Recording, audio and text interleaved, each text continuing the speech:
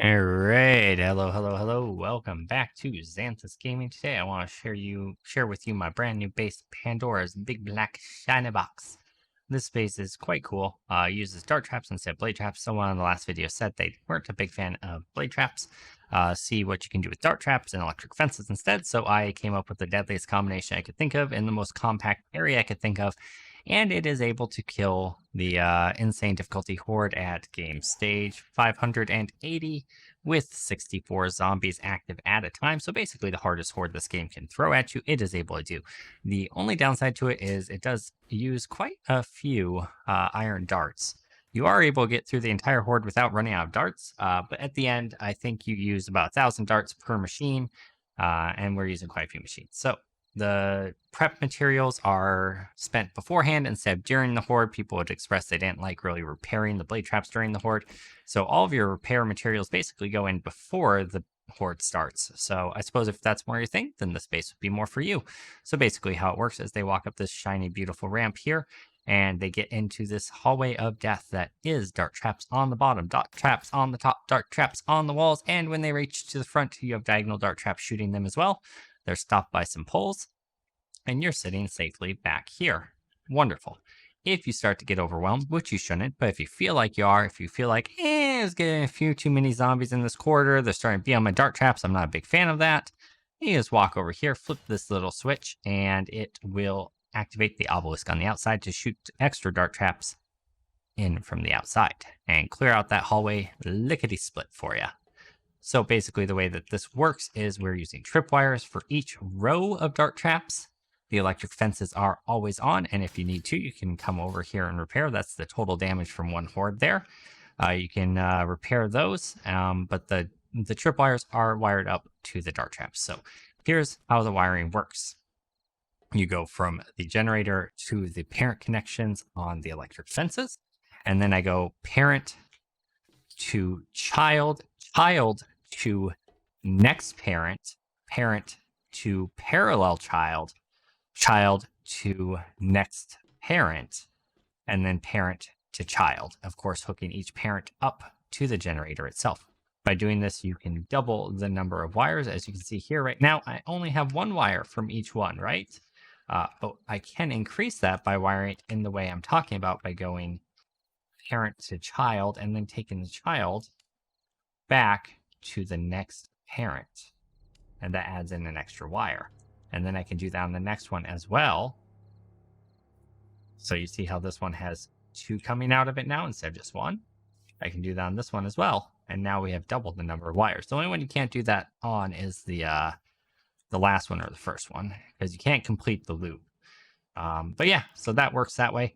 And then you go from the generator down to the tripwire over to the other tripwire. And then this tripwire is the one that you wire up to the dart traps. Don't bother wiring up the first wire to a tripwire. It's not the one that does it. You pass it over to the second one, and the second one is where your controls are. The second one is the one that you wire up to a dart trap. So then you just go from tripwire, dart trap, and tripwire, dart trap. I actually wire up this tripwire to an electric relay here because we hit the max number of tripwires if we go to the ones in the hallway, and then we can't get these diagonal ones. So I do tripwire to all the ones in the hallway on this back row here. And then this tripwire also goes to this relay. And then the relay goes to the diagonal dart traps because the relay passes along the signal of whether it's tripped or not. And we just do that with all three for each row. And you're golden. That's pretty much all there is to it. Don't forget to load up your dart traps with iron darts and lock your ammo. Above, I'm using quarter blocks and spikes. You can, if you prefer, and I think it's more efficient, use blade traps instead, and I'll slice them up and the vultures will fall through the quarter blocks. Alternatively, you can, of course, use a shotgun and just make sure it is facing this way and not forward, because it's facing forward, it might set off a demolitioner. But shotgun here facing back would also take care of your vultures as well. I went ahead and threw on some spikes on the back wall. When I had my door here, that was a problem. Vultures were going against it, but I moved my door to the bottom, so I don't think it's a problem anymore. But I threw them there just in case. You could also probably throw like a blade trap there. Don't know if it's really necessary. We'll check it out after the horde and see if any of those spikes have taken damage. Since I'm standing here a little bit further back, they might try to get me there. So it's an experiment. We'll see how it turns out. All right, let's go ahead and check out the 580 game stage zombie horde on insane difficulty with 64 zombies versus the dart trap Pandora's block space. I'm going to get that set up and we'll be right back. All right, here comes the horde. I will go ahead and show you that it's capable of total self-automation defense to start. And then after, I better make sure that this bad boy is actually turned on. There we go. Total defense automation on its own to start. And then after a little bit, I'll go ahead and do some shooting and have some fun myself as well. But I want you guys to see it can take care of itself. We'll go ahead and demo the first like 2 or 3 minutes of the horde, and then I will probably either cut the rest and go to the end of the horde or time lapse it, depending on the video length. We'll see how it goes. But as you can see here, it's able to very easily and quickly take those guys out. Do note that this top block looks like it's taking a lot of damage, but it really hasn't.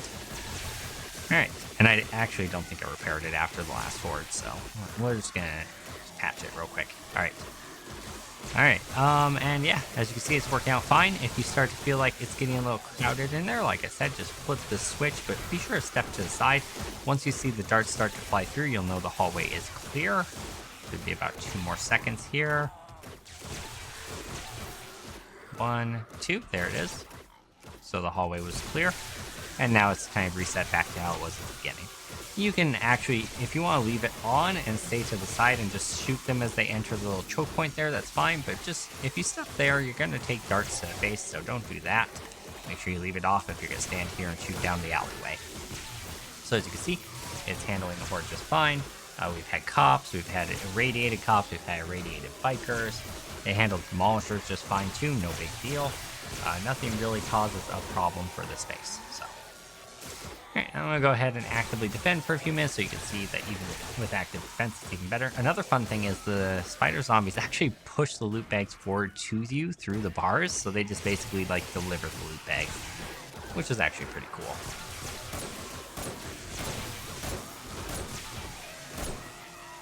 Honestly, the base just does such a good job of defending. I don't think you really even need to shoot.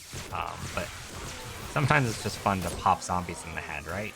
You just want to get in there and do some damage yourself. The cops always die to the dart traps. There's no danger of them exploding, I don't think. I haven't seen it happen yet anyway. I've run 4 or 5 different hordes at this max difficulty and have been just fine. I've had 3 of them go through without me firing a single bullet, so I do know for sure that it's fine for that. So, but if you want to actively defend, you absolutely can. You don't have to do any healing, any repairing as you go, really.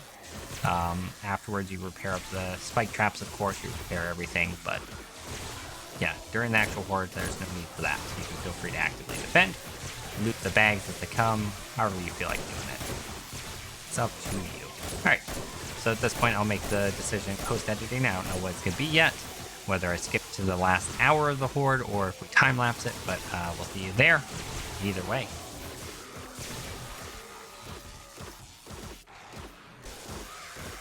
Oh, you know, I realized I was fiddling around with building earlier. My time is moving super freaking slow. It should be at 6 by default.